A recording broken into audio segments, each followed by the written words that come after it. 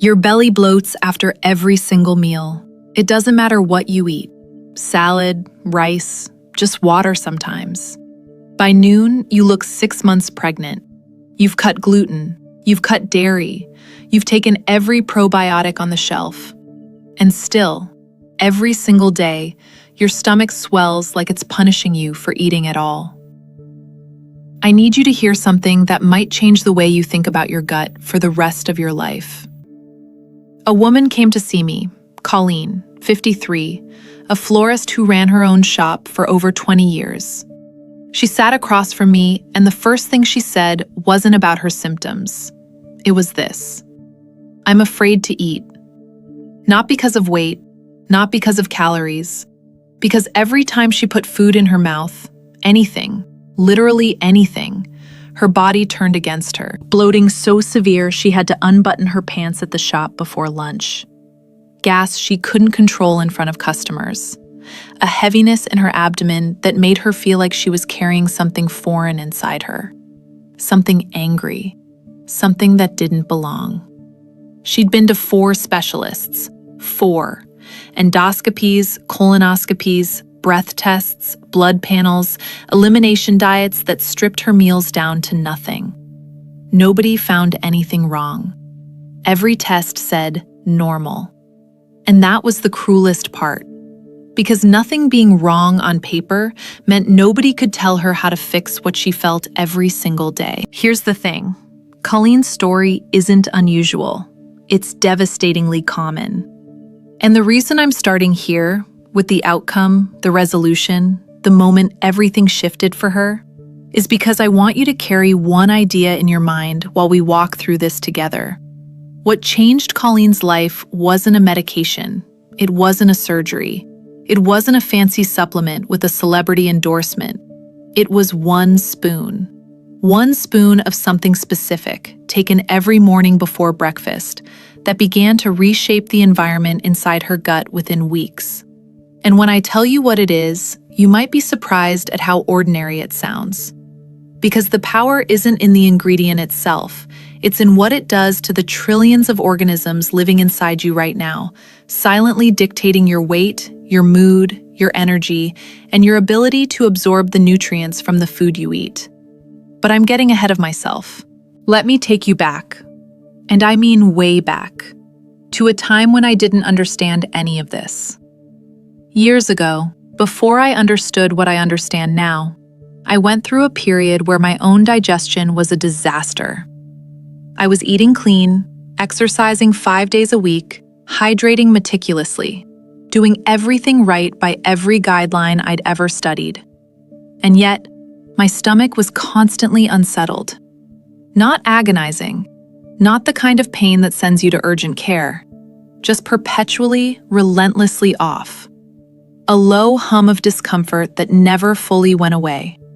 Like background noise you learn to live with until one morning you wake up and realize it's been screaming at you for years, and you just stopped listening. I remember sitting in my kitchen on a Tuesday, staring at a plate of eggs and avocado I didn't want to touch because I already knew what would happen 20 minutes later.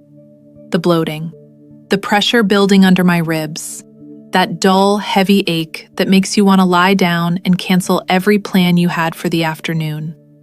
And something clicked, not a scientific epiphany, something far more personal.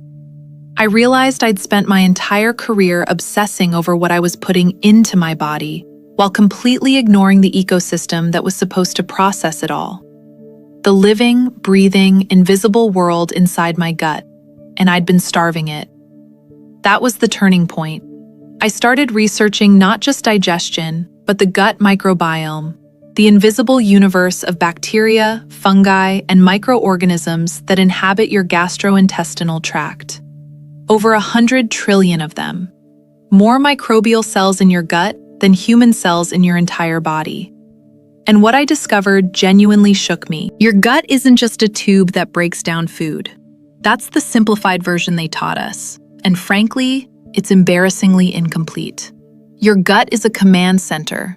It manufactures over 70% of your body's serotonin, the neurotransmitter most people associate exclusively with the brain. It communicates in real time with your central nervous system through the vagus nerve, a biological superhighway running from your abdomen to your brainstem. It houses roughly 80% of your immune tissue. It influences your hormonal balance, your inflammatory markers, your blood sugar regulation, and, this part matters deeply, the way your body decides whether to store fat or burn it. The gut is, without exaggeration, your second brain. Some researchers argue it's actually the first one. And when it's damaged, when that internal ecosystem falls out of balance, the consequences cascade outward in ways most people never trace back to their digestion. Stubborn belly fat that won't respond to diet or exercise? That could be your gut. Brain fog every afternoon like clockwork? Gut. Joint pain that appeared out of nowhere after 40? Very possibly. Gut. Skin conditions that appeared out of nowhere? Mood swings that make you feel like a stranger to yourself? Cravings you can't rationalize? Fatigue that 8 hours of sleep doesn't touch? All of these have extensively documented connections to the state of your intestinal microbiome. Research published across journals like Gut, Nature, and Cell Host and Microbe has demonstrated repeatedly that microbial imbalance, what scientists call dysbiosis, is directly linked to metabolic dysfunction, chronic low-grade systemic inflammation, and increased visceral fat accumulation. That's the fat packed around your liver, kidneys, and intestines. The kind you can't see from the outside, but that's silently wrecking your metabolic health. The dangerous kind. And here's the part that makes me furious. Most conventional approaches to gut health are backwards. They focus on adding bacteria, probiotics, without first creating an environment where beneficial bacteria can actually survive and thrive. It's like planting seeds in concrete and wondering why nothing grows. What your gut needs first isn't more bacteria. It needs fuel for the bacteria you already have. That fuel has a name: prebiotics. Specifically, soluble prebiotic fiber and acetic acid. Now wait. Before your eyes glaze over because you think this is a fiber lecture, it's not. Stay with me. Because what I'm about to explain is something most health professionals either don't know or don't prioritize. And it's the single most impactful thing I've seen in clinical practice when it comes to gut restoration. There is one particular substance that stands above nearly everything else in the peer-reviewed research for its ability to rebalance the gut microbiome, reduce intestinal inflammation, and, here's the part everyone wants to hear, shrink abdominal fat. It's been sitting in kitchens around the world for thousands of years. Apple cider vinegar. With the mother. 1 tablespoon. Every morning. Diluted in a glass of water. Before you eat anything. I know. Believe me. I know how that sounds. Too simple. Too folksy. Too something your grandmother swore by. But the biochemistry behind it is extraordinary. And the clinical results I've observed, across years of practice, across hundreds of patients with wildly different histories, are impossible for me to dismiss. The mother in raw, unfiltered apple cider vinegar is a living colony of acetic acid bacteria bound in cellulose. A symbiotic culture that's alive, active, and functional. When it enters your digestive tract, it initiates a cascade of events that most single-ingredient interventions simply cannot replicate. First, it feeds your existing beneficial bacteria, the ones already present in your gut that have been starved and outnumbered by pathogenic species. Second, it lowers the pH of your stomach environment, which dramatically improves protein breakdown and the absorption of minerals like calcium, magnesium, and iron. Minerals that most women over 40 are chronically low in without knowing it. Third, and this is the critical mechanism, it stimulates the production of short-chain fatty acids, particularly butyrate. Butyrate. Remember that word, because butyrate is what repairs your intestinal lining. It reduces intestinal permeability, what you've probably heard called leaky gut. It calms inflammatory signaling. And critically, this is where it connects to your waistline. Butyrate activates pathways that improve insulin sensitivity and reduce fat storage in the abdominal region. A study published in the Journal of Bioscience, Biotechnology, and Biochemistry showed that participants who consumed 1 to 2 tablespoons of apple cider vinegar daily for 12 weeks experienced significant reductions in belly fat, body weight, and triglyceride levels compared to a control group. 12 weeks, that's it. But the weight loss isn't even the most important part. Listen closely. What happened underneath, at the microbial level, is what matters. The vinegar shifted the balance. It suppressed harmful bacteria. It promoted the growth of lactobacillus and bifidobacterium species, the workhorses of a healthy microbiome. It improved transit time, meaning food moved through the digestive tract at the right speed, reducing fermentation, reducing gas, reducing that unbearable bloating. This is precisely what happened with Colleen. Within 3 weeks of starting the protocol, 1 tablespoon of raw, unfiltered apple cider vinegar in 8 ounces of lukewarm water, 20 minutes before breakfast, she noticed the bloating was less intense. Not gone entirely. Less. She could feel the difference. By week 6, she was eating full meals at her shop without needing to unbutton her pants afterward. Her customers noticed. She was smiling more, moving differently. By week 10, she'd lost nearly 2 inches around her waist without changing a single other thing in her diet. She called me, crying. Not from sadness, from relief. She said, "I forgot what it felt like to not think about my stomach all day." That sentence hit me hard. It stays with me because it captures something that clinical data alone can never express. The sheer psychological weight of living inside a body that feels unpredictable, hostile, uncooperative. That's what chronic gut dysfunction actually does to a person. It doesn't just bloat your belly. It erodes your confidence. It shrinks your world. It makes you afraid of restaurants, of travel, of social situations, of simply sitting down to eat with your family without mentally calculating the aftermath. And if that resonates with you right now, if you're sitting there nodding because you know this is your daily reality, I need to ask you something. Are you subscribed to this channel? Genuinely. Because what we talk about here isn't surface-level wellness advice recycled from a magazine. This is the kind of information that redirects lives. So if you haven't yet, subscribe right now and turn on notifications so you never miss what's coming next. And while you're here, drop a comment below. Tell me where in the world you're watching from. I read every single one. I want to know what city, what country, what time zone. I want to know who's out there recognizing themselves in these stories. Because you're not alone in this, not even close. Now, let me take you deeper. Because the 1 spoon trick isn't just about the vinegar.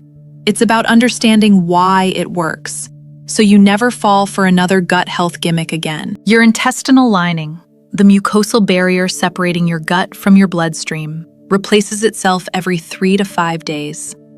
Every single cell turns over within a week. That's how rapidly it regenerates. But here's the catch.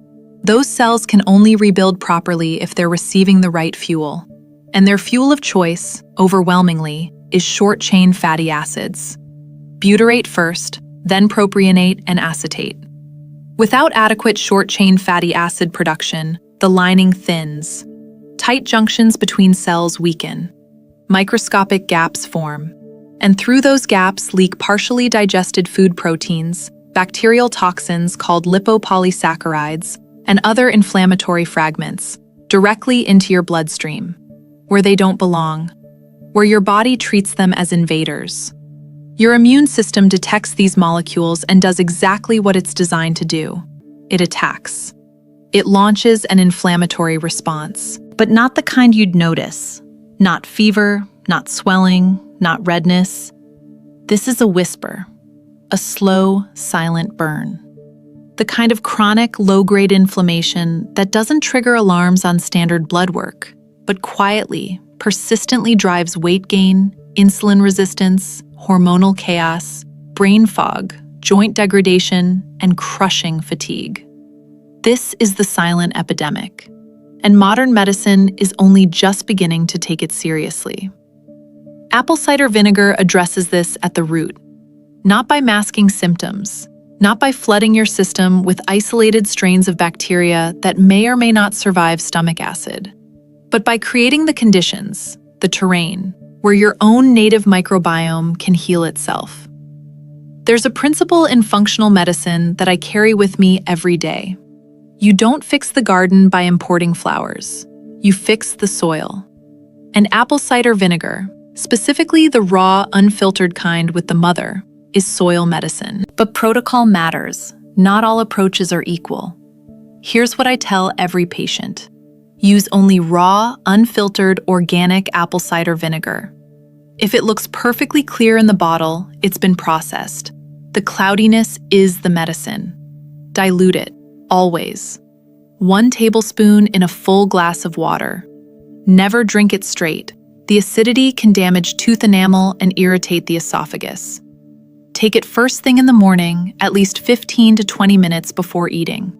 This primes the stomach, activates digestive enzymes, and sets the microbial stage for the day. Use a straw if you can to protect your teeth. And be consistent. This isn't a one-time fix. It's a daily practice, like brushing your teeth for your gut. Some patients notice changes within days. Reduced bloating, more regular bowel movements, fewer cravings, especially for sugar, which makes sense because dysbiosis often drives sugar cravings as harmful bacteria feed on glucose. Others take a few weeks. The timeline depends on how damaged the microbiome is. But almost universally, within 4 to 8 weeks, something shifts. The body starts cooperating again. Let me tell you about Janelle, 47, an architect who worked brutal hours at a firm downtown and survived for years on takeout containers and coffee, sometimes 3 cups before noon, just to function. She didn't come to me for digestive complaints. She barely mentioned her gut during our first consultation. She came because she couldn't lose weight. She'd maintained the same body composition for over a decade, and then, in the span of a single year, gained 20 pounds without altering her habits at all. Same food, same activity level, same routines. 20 pounds heavier, and no explanation anyone could give her. Her previous practitioner told her it was just age, just her metabolism naturally slowing down, just hormonal changes, just. That word makes me want to overturn a table. Because just is the linguistic tool professionals reach for when they don't want to investigate further. When the answer isn't obvious and digging deeper requires effort, time, and humility. I ran a comprehensive stool analysis on Janelle. What we found was alarming. Her microbial diversity was devastatingly low. The ratio of firmicutes to bacteroidetes, 2 major bacterial phyla, was heavily skewed toward fat storage. Her butyrate-producing bacteria were nearly absent. Her intestinal permeability markers were elevated. In plain language, her gut was broken. And it was making her gain weight no matter what she ate. We started simple. The 1-spoon protocol every morning. Plus, and this matters, we added fermented foods gradually. Sauerkraut, kimchi, a small amount of kefir, not all at once, slowly. Because flooding a damaged gut with fermented foods too fast can actually make symptoms worse temporarily. Over 4 months, Janelle lost 14 pounds. But that number, honestly, isn't what matters most. What matters is what she told me at her 12-week follow-up. She said the brain fog was gone, completely gone. Her energy had returned. Not the jittery, caffeine-dependent energy she'd been running on for years, but genuine, sustained, clean energy. She stopped crashing at 2 in the afternoon. She slept through the night for the first time in longer than she could remember. Her follow-up stool analysis showed a 40% increase in microbial diversity. 40%. Her butyrate producers had returned. Her permeability markers had normalized. from 1 tablespoon of vinegar and some fermented cabbage. Let that sink in. We spend billions globally on weight loss pharmaceuticals, bariatric surgeries, meal replacement shakes, and celebrity diet programs.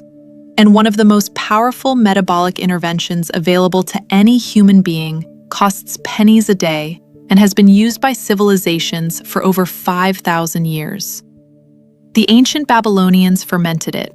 Hippocrates prescribed it for wounds and digestive ailments in the 4th century BCE. Your great-grandmother probably kept a bottle in her pantry and never once needed a peer-reviewed study to justify what she already knew in her bones. We got so sophisticated we forgot the obvious.